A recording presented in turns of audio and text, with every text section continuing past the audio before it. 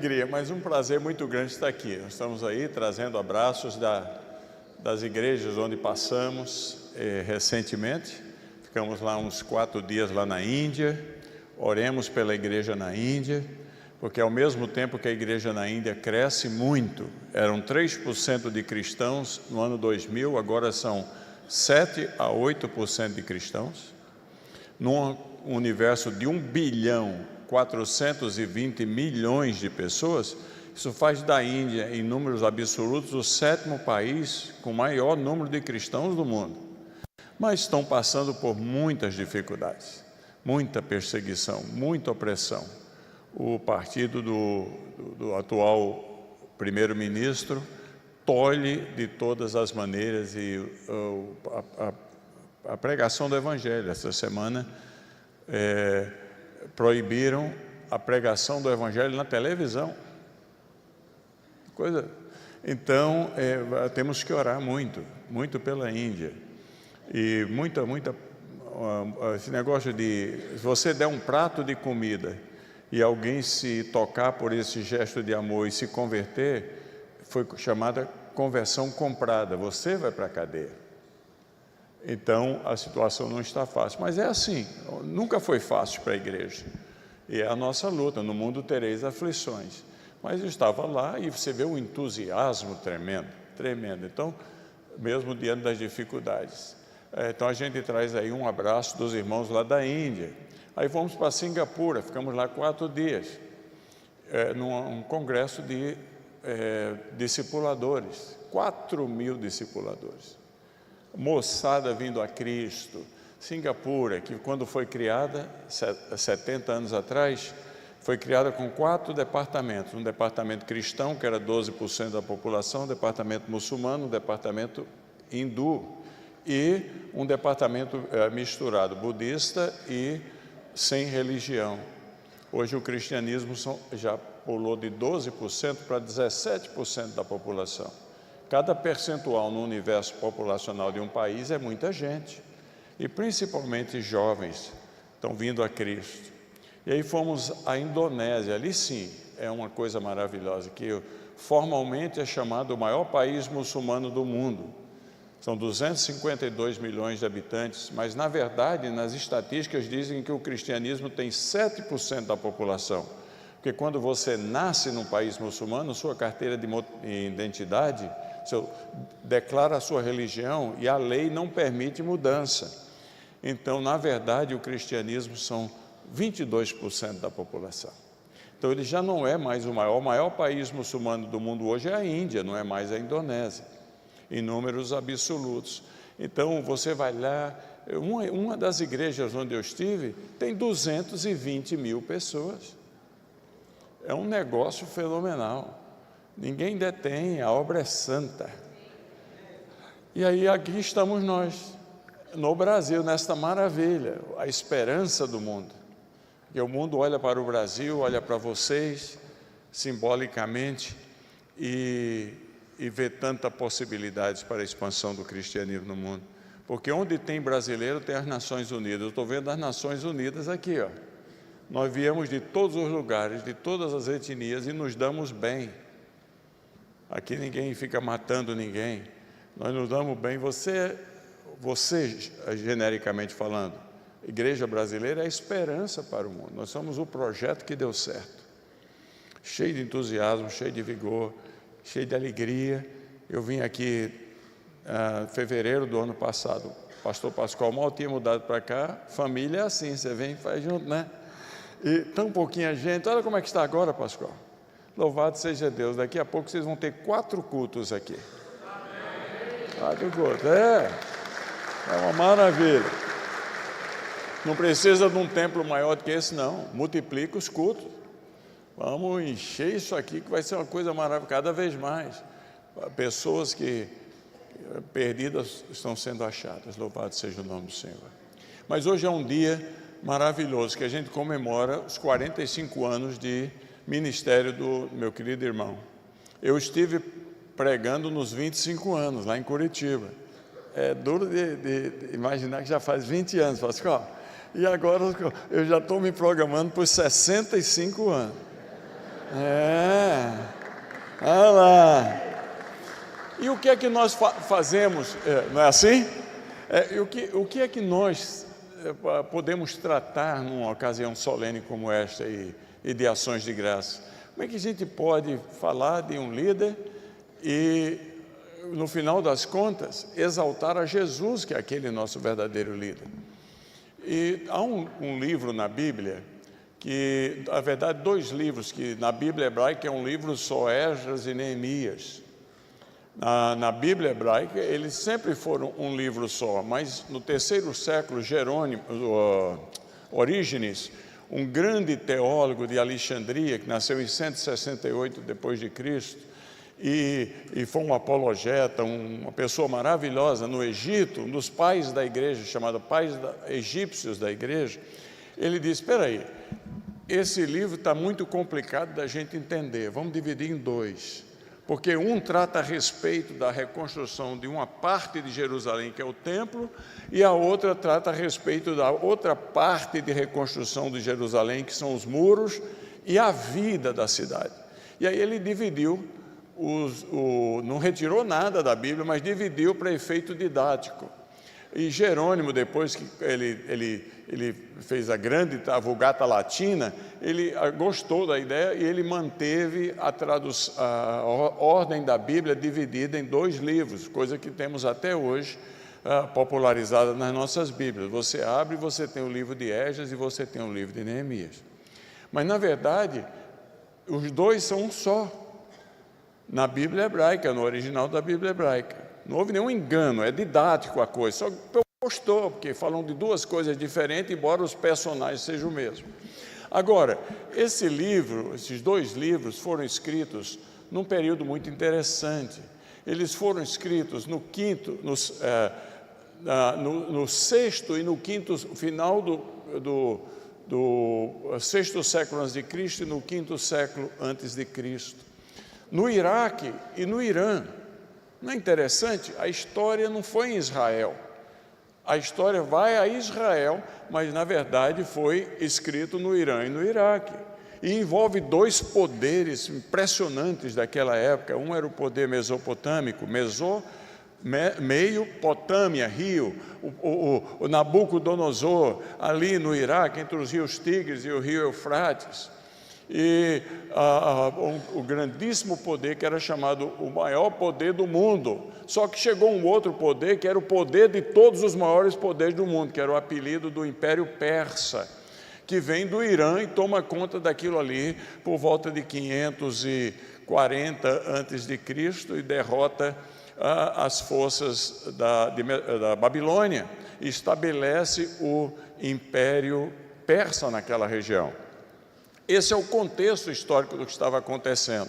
Lembra que Nabucodonosor tinha vindo a Israel e havia destruído tudo lá, tirado tudo que o templo tinha de riquezas, trazido para a Babilônia, e Israel ficou destruído.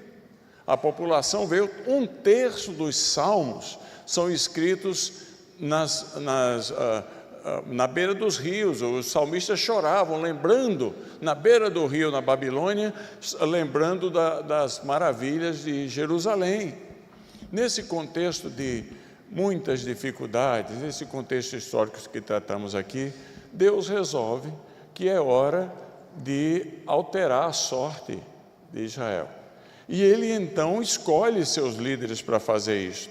Os 2 livros têm 3 personagens centrais que queremos abordar como marcas de liderança e tentar ver, vocês são os privilegiados, porque eu acho que o Pascoal encaixa os 3 em um, é uma trindade esse homem aqui, é uma coisa tremenda. Então os 3 líderes que são apresentados ali são Zorobabel, Esdras e Neemias. Zorobabel, que significa na língua da Pérsia e da Babilônia, significa semente da Babilônia, na verdade é o mesmo indivíduo chamado Sesbazar na língua hebraica. Ele é o príncipe, nos diz o livro de Esdras, o príncipe de Israel, que é o nome que é dado, ou o príncipe de Judá, que é o nome dado a ele. Mas estamos falando da mesma pessoa. Em 530, mais ou menos, eles vieram em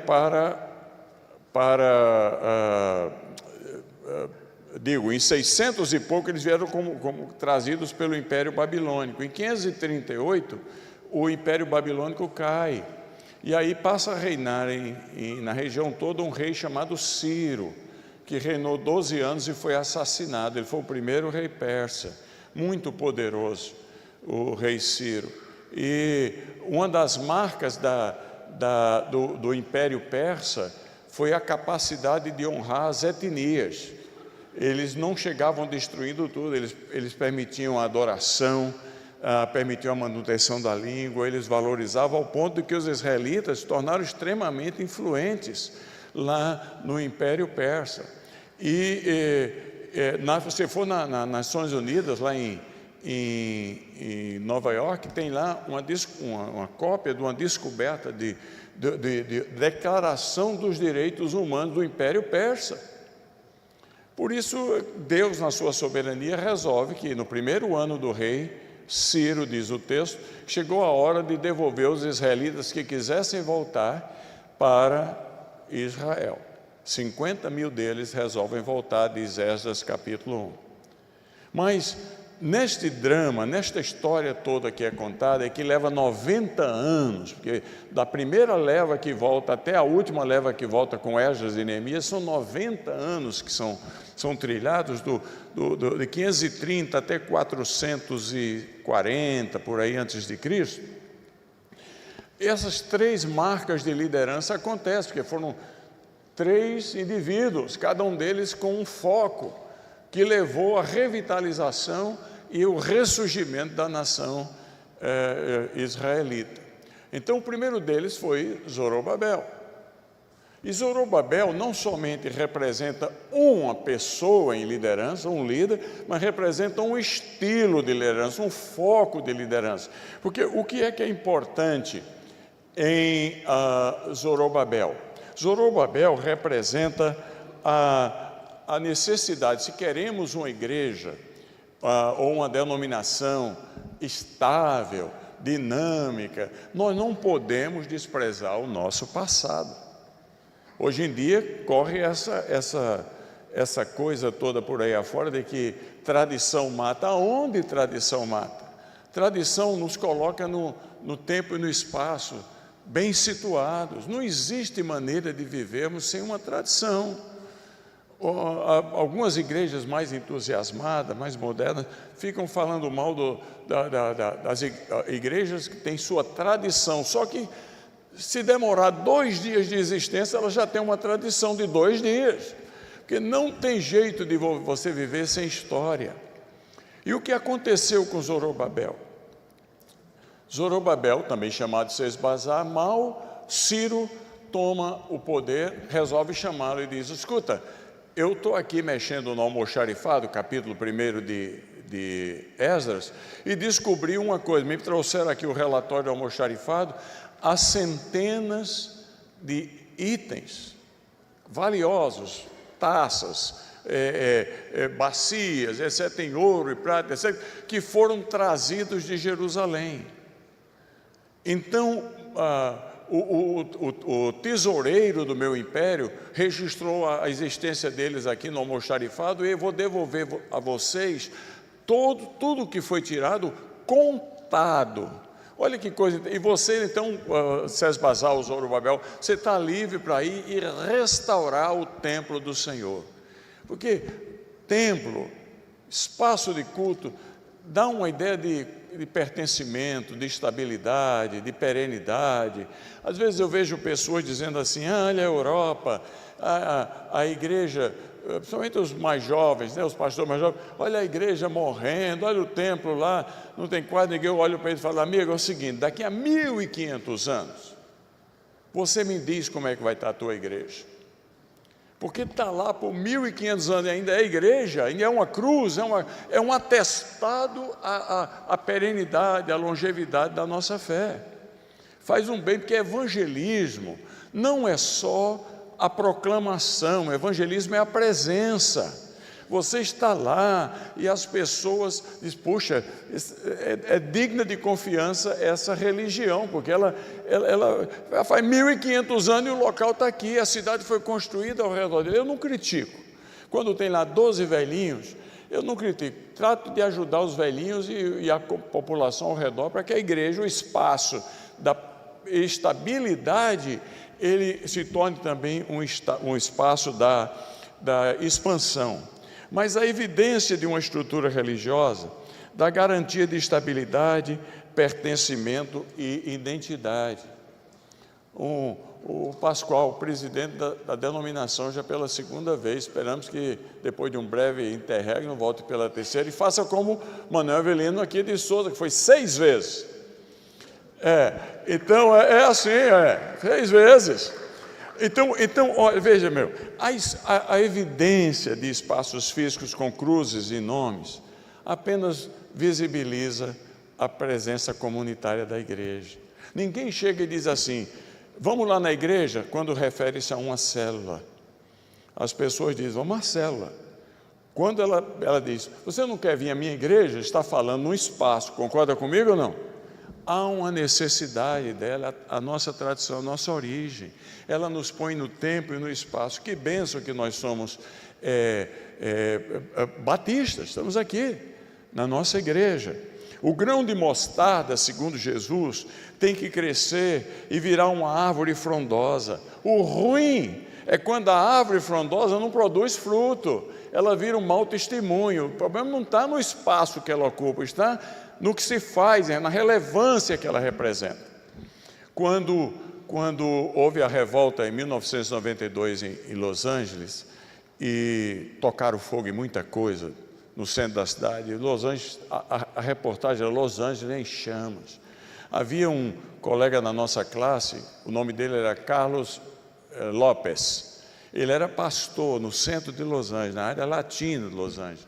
Ele tinha a bicicletaria dele, onde ele fazia a vidinha dele, consertando bicicleta, no setor latino de Los Angeles, o apartamentozinho, e a garagem da casa era o começo da igreja.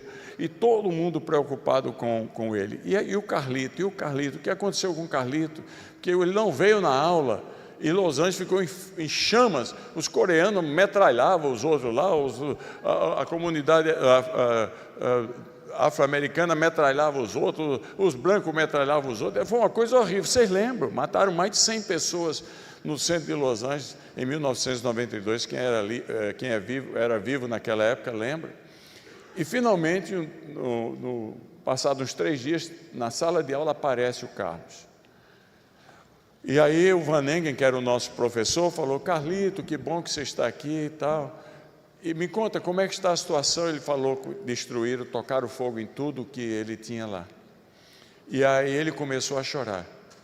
Aí o professor Van Engen falou, nós entendemos sua dor, Carlito, você perdeu tudo. Você agora já não tem sua bicicletaria, sua casa, perdeu, tocaram fogo na igreja, não sobrou nada. Nós entendemos sua dor. Ele falou, você não está entendendo minha dor. Eu não estou chorando porque tocaram fogo na minha casa, na minha bicicletaria e na minha igreja. Então você está chorando por quê? Porque hoje pela manhã eu fiquei pensando e eu não tive uma resposta positiva. Se a minha comunidade, quando passar tudo isso, sentirá a falta da minha igreja. Aí é que é o problema. O problema não é a gente ter templos. O problema é a relevância. É se ela se torna não apenas um patrimônio de tijolo, um patrimônio de ferro, um patrimônio de um espaço que tem ali, mas se ela se transforma num centro de sonhos e vida para a comunidade. Então a grande pergunta que irmãos da Igreja Batista aqui em Niterói, vocês têm que fazer para vocês mesmos, se porventura essa igreja não estivesse aqui, a cidade sentiria a falta dela ou daria um culto em ações de graça, porque sairia um prédio aqui? Então, Zorobabel recebeu esse comissionamento do rei Ciro. Você vai lá e reconstrói o templo para o povo, porque o templo dá um sentido de identidade, de pertencimento, de estabilidade. Só que Zorobabel foi para lá e o seu erro foi apenas querer construir um monumento e não um centro de movimento, um centro de bênçãos para a comunidade, para o seu povo.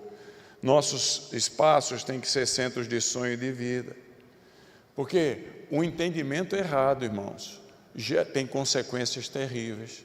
Se todo o foco nosso for termos um templo, mais cedo ou mais tarde ele nos consome. Ele se torna a razão da gente estar junto, se torna uma questão de orgulho, se torna um consumidor dos nossos recursos. Ele é uma via para o movimento caminhar adiante. Passaram-se 70 anos e eles não conseguiram terminar, porque cansa. Se toda a conversa for templo, construção, uma hora cansa. E a primeira coisa que você nota é que os jovens desaparecem e a moral vai lá embaixo, porque para fazer alguma coisa que não tem um propósito além de ser um marco, o povo cansa e a fé esmorece, vira uma verdadeira idolatria. Quando Esdras e Neemias chegam lá, descobrem uma coisa terrível, que até o pastorado, os sacerdotes tinham perdido a moral, nem iam mais lá no templo, não estava terminado, casaram com mulheres ímpias, nem registraram os seus filhos, em outras palavras, não fizeram nem a circuncisão dos seus filhos. A fé se tornou absolutamente nominal e o monumento virou monumento. Apesar dos espaços religiosos serem muito importantes, eles podem ser destruídos, eles podem ser queimados. Mas quando o espaço é apenas o local construído para relevância no que a gente faz em benefício da comunidade, se queima, vocês sabem o que eu estou querendo dizer. Se queima como queimaram aqui no passado, é apenas um acidente de percurso. Um amigo meu, Bispo Kitonga, lá do Quênia, ele é um líder, se autofez. Ele agora está com 80 anos. O filho dele assumiu agora como bispo da igreja Redeemer Gospel em Ucrânia. Mas a igreja deles, a sede é de lata. É um templo de lata. Eu preguei lá, tem 1 metro de tijolo, o resto é lata. Tem 40 mil pessoas na maior favela de Nairobi. É o único lugar que tem água tratada. E 18 mil pessoas tomam banho na igreja todo dia. É fila para tomar banho. É um negócio fenomenal. E ele começou uma igreja na região de Mombasa, no litoral, perto da Somália. E não é que os radicais muçulmanos, que são poucos no Quênia, o Quênia só tem 5 a 10% de muçulmanos, não é que eles vieram e tocaram fogo na igreja dele, porque aquela é a região dele. E aí eu liguei para ele preocupado e falei: Bispo Kitonga, e aí a igreja? Ele falou: tocaram fogo, Elias. Ele falou: e agora? Agora é que está bom, porque estava muito calor. Agora a gente se reúne debaixo das árvores. Quando a gente não corre o risco de Zorobabel,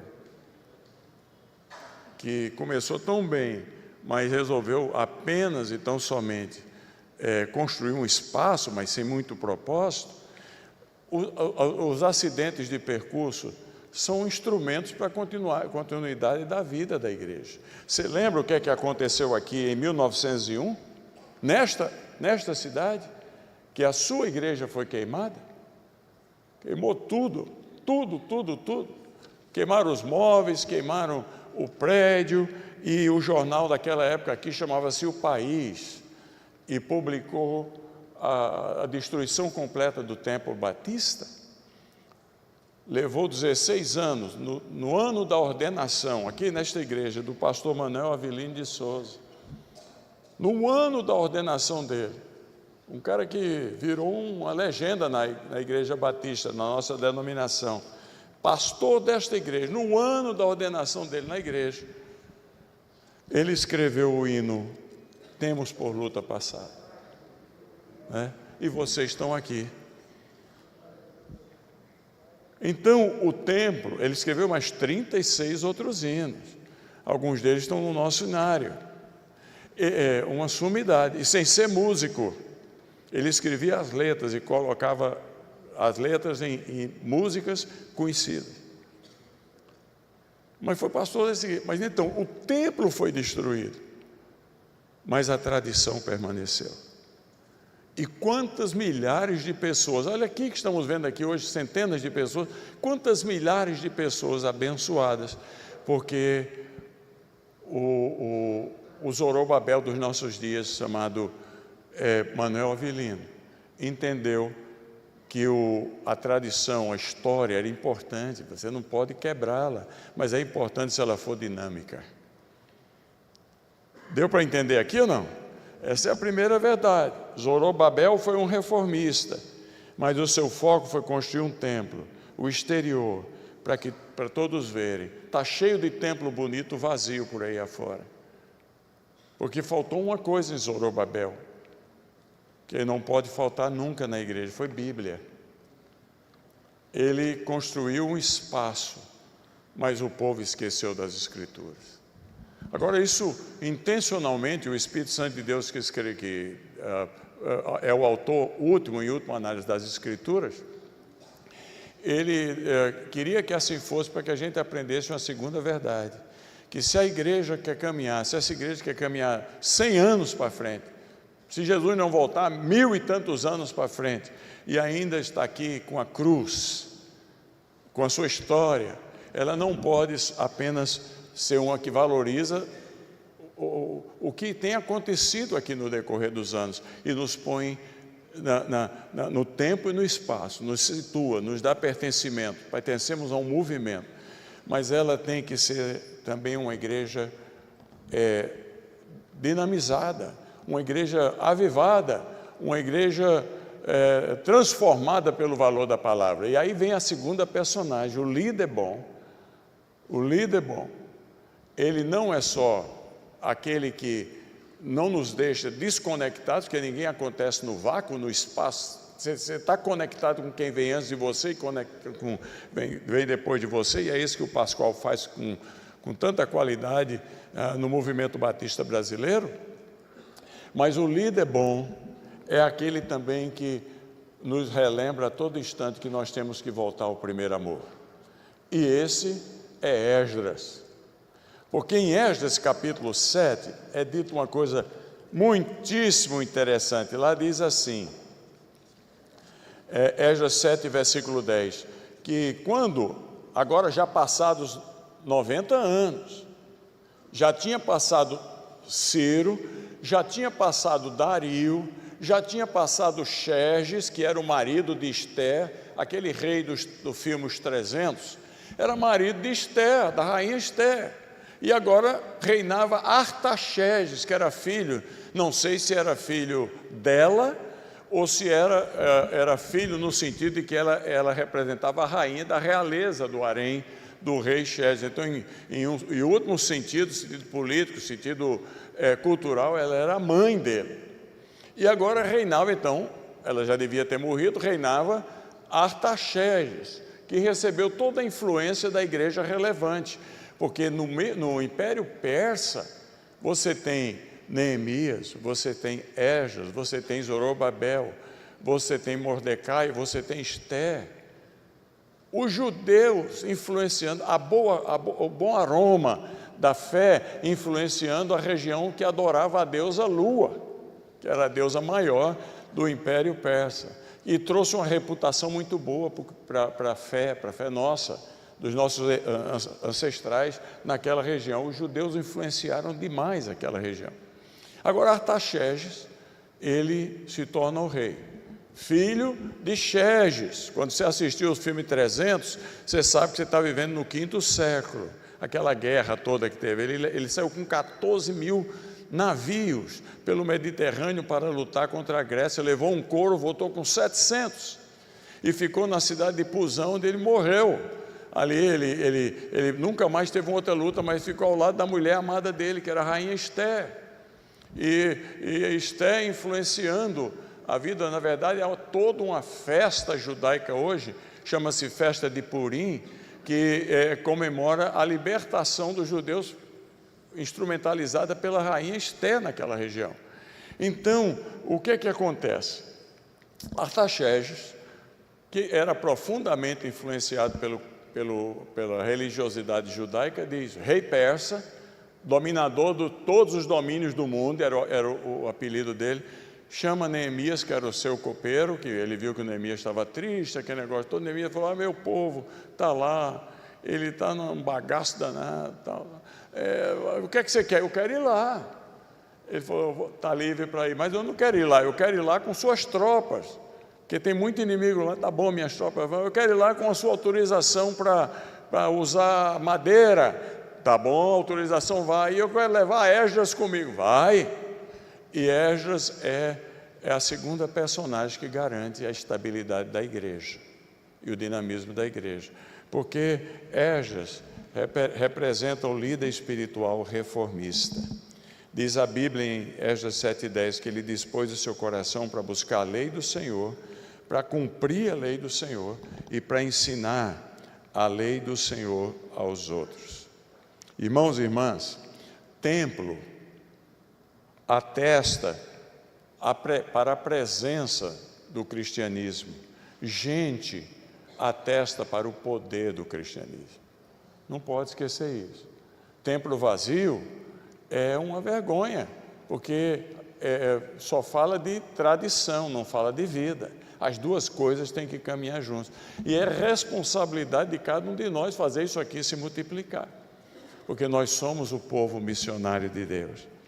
Mas Esdras era um reformista de coração. 444 a.C., ele chega lá em Jerusalém e a coisa não estava nem terminada depois de 90 anos, cara. Uma vergonha. E o povo havia se corrompido, casado com mulheres ímpias, inclusive os sacerdotes e os levitas. O episódio de Esdras traz à mente da gente o episódio de Josias e do sumo sacerdote Ilquias. Lembra deles? Né? Onde a Bíblia estava perdida no templo. Porque Josias era um menino quando começou a reinar e Ilquias o mentoreou por um tempo. A mesma coisa que aconteceu com Artaxerxes. Ele assumiu o reinado, mas o seu pai continuou por 20 anos sendo uma espécie de rei-mor sobre a vida dele. Quando ele assumiu, já estava muito bem treinado. Mas em Josias, de repente começam os empregados a mexer no templo e acham um livro, entregaram para ele, entregaram para Ilquias e falaram: achamos isso aqui. Quando ele lê, meu Deus, era a lei que estava perdida. E ele leva até Josias lê e falou: vamos voltar a praticar. Esdras lembra muito a história de Josias e de Ilquias, e ensina para a gente que o que mantém a igreja viva é o nosso relacionamento com Cristo, é o nosso relacionamento com a palavra de Deus. Os sacerdotes haviam se corrompido, não tinham nem registro genealógico, diz Neemias capítulo 7, versos 63 a 64. E Esdras então diz: vamos realizar uma reforma baseada na Bíblia. O que eles tinham de Bíblia naquele dia. Hoje em dia fala-se muito de avivamento, mas um avivamento de pulo, para a direita, para a esquerda, dá um girinho para trás, bate palma, levanta a mão. Isso é programa de calouro. O avivamento sem Bíblia é apenas uma boa intenção, nobre intenção, mas ninguém é santificado se não for pelas Escrituras. Tem que estudar, nós temos que amar. 50 anos atrás, perguntaram ao J. Packer, grande teólogo J. Packer, J. Packer, qual é o grande medo que você tem para a igreja nos 50 anos à frente? Ele falou: é o medo da igreja ser analfabeta na Bíblia. E nós estamos ficando assim. Se alguém chegar para a gente e dizer: abre em Ageu, a gente vai para o índice. Nunca leu. Não memoriza nada, não sabe nada, é instantâneo na internet, no ChatGPT, e aí vai, porque aí tem resposta imediata, mas o que vem de imediato você esquece de imediato. Esdras, já reconhecido pela sua espiritualidade, ouviu do povo um pedido glorioso que eu espero que a Igreja Batista de Niterói faça cada dia. Qual foi o pedido? Neemias capítulo 8, verso 1 a 3. Por favor, explique a Bíblia para nós. Está escrito lá. Nós não entendemos, explica para a gente. Essa sede das Escrituras, essa busca incessante das Escrituras tem que dominar a nossa vida. Lembra do Salmo 19? Você pode até repetir comigo se souber de cor. A lei do Senhor é perfeita e faz o quê? Restaura a alma. Os testemunhos do Senhor são dignos. E o que é que diz a Bíblia? Todos igualmente justos. Os preceitos do Senhor são justos e dão alegria ao coração. Os mandamentos do Senhor são límpidos e iluminam os... São mais desejáveis do que o quê? Do que o ouro depurado. São mais doces do que o mel e o... Por elas o teu servo ganha vida. Ele é advertido e a grande recompensa é obedecer. Igreja querida, aqui de Niterói, os nossos bisnetos, quando a gente não estiver aqui, vão dar muita graças a Deus se a gente se apaixonar pela Bíblia. Porque uma geração conta a outra geração os seus feitos. É assim, é o segredo. A porta de trás está muito aberta. Se a gente fizer um apelo aqui, pega para pessoas que os filhos não estão mais na fé, enche aqui na frente. Nós temos que fechar essa porta, meu irmão. E temos que firmar os nossos pés sobre a rocha, que é Cristo e a palavra de Cristo. Avivamento sem Bíblia é uma tragédia. Quando, capítulo 8 de Neemias, versículo 8, o povo no versículo 3 pediu para ele explicar, eles começaram a gostar tanto da coisa que eles começaram a ficar uma semana inteira das 6 da manhã ao meio-dia. Só, por favor, repete para a gente, lê para a gente, e Neemias e os sacerdotes lendo. De repente, no versículo 8, no capítulo 8, diz que eles, depois que terminaram ao meio-dia da leitura, ele fala, estamos disponíveis para continuar explicando para vocês. Diz que o povo não ia embora, queria ouvir mais, queria ser ensinado. Essa sede tem que ter no seu coração, porque uma andorinha só não faz verão. Todos nós temos que, a lei do Senhor é perfeita e restaura a alma.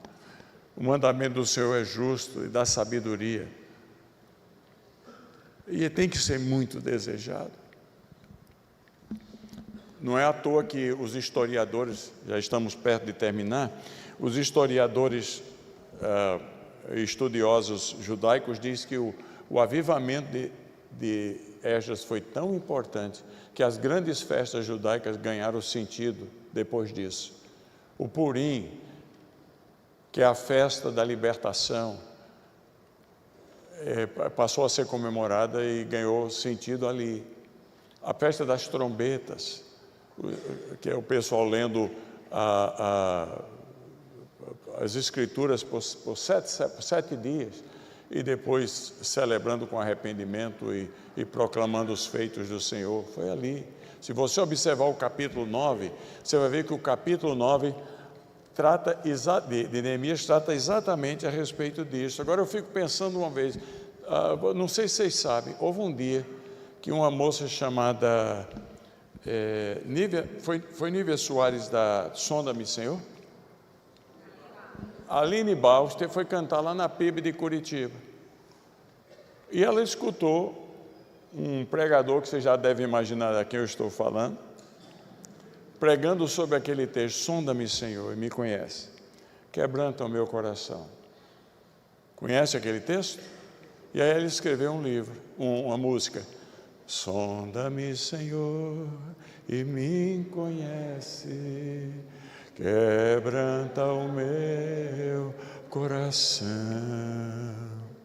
transforma-me conforme a tua palavra, e até que enfim, ficaste só assim, e então usa-me, Senhor. Você sabe quem pregou esse sermão? Nosso querido Pascoal. Deus o usou para inspirá-la para essa música que abençoa. Foi este salmo, ele escreveu um livrinho depois, não foi, Pascoal? Coisa maravilhosa. Olha, irmãos, o templo é importante, mas se for só ele, vai virar um ídolo para a igreja. Ele tem que ter vida, e a vida são vocês, a vida de Deus em cada um de vocês. E para terminar, o terceiro personagem é Neemias. A gente pensa, mas não estava bom só com Esdras e com Zorobabel?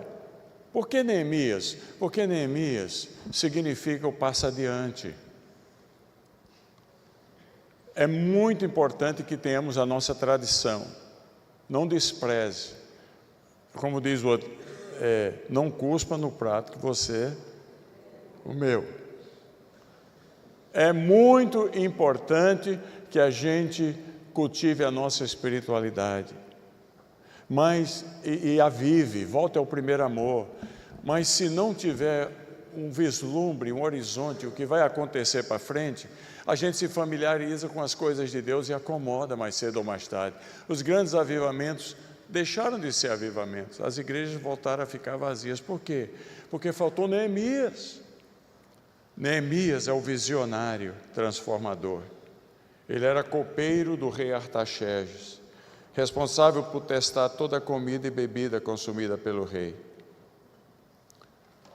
No capítulo 1, versículo 9, diz, sobre a base do arrependimento e fé, diz assim, se vós converterdes a mim, guardardes os meus mandamentos e os cumprirdes, reforma espiritual ensinada por Esdras. Ele tomou algumas decisões que transformaram Israel, na verdade.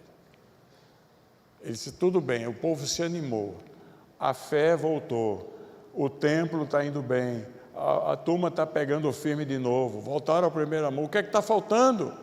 Ele um dia pegou um cavalinho, devia ser uma égua, e saiu com uns 2 ou 3 amigos dele, diz a Bíblia, e quando ninguém estava olhando, e deu uma volta pela cidade. Conhece isso aí ou não?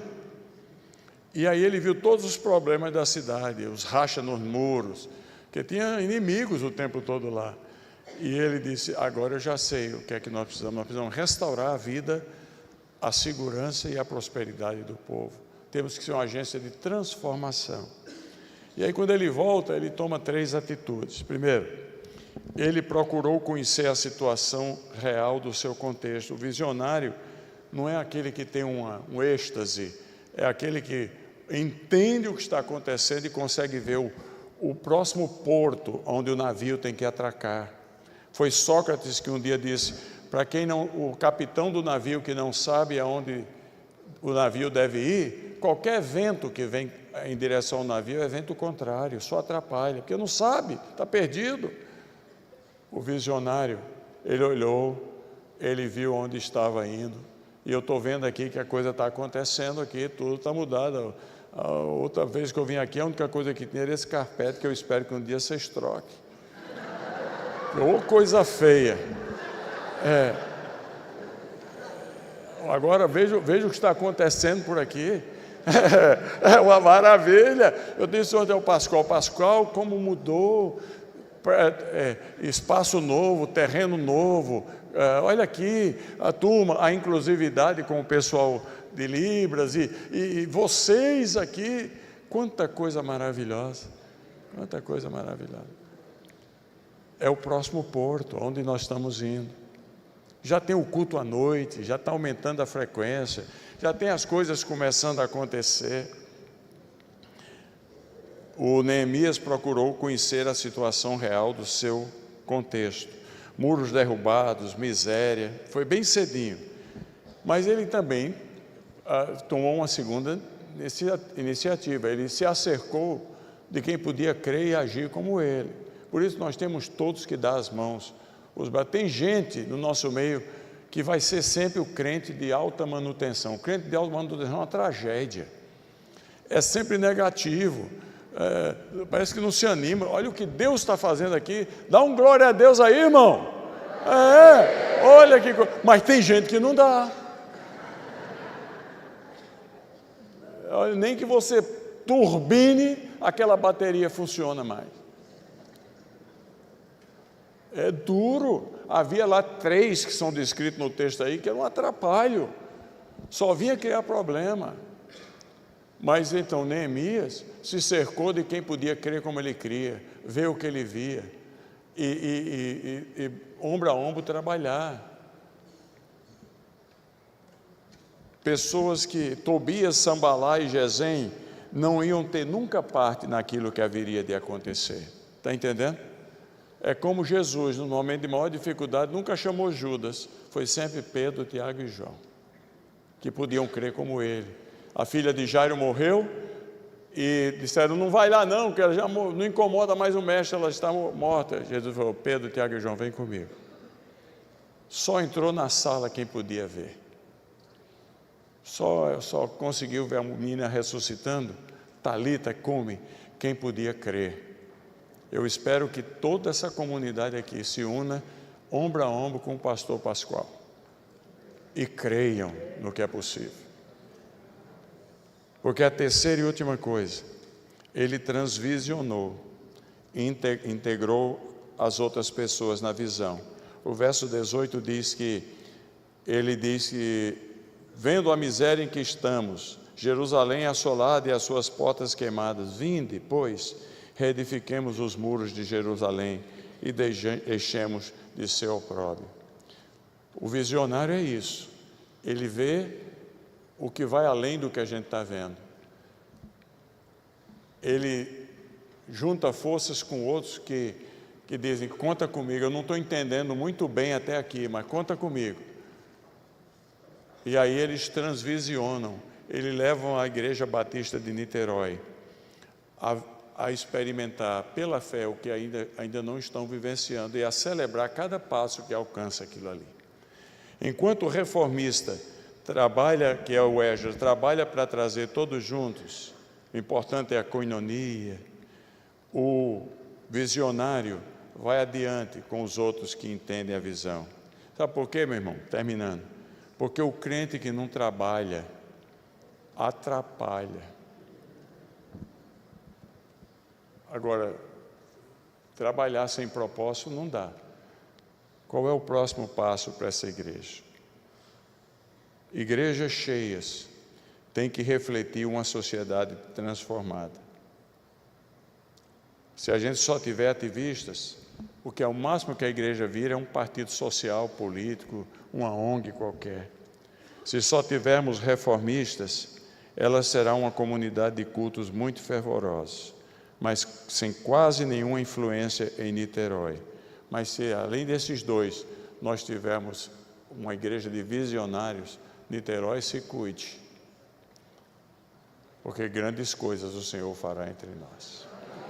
Que Deus nos abençoe. Amém.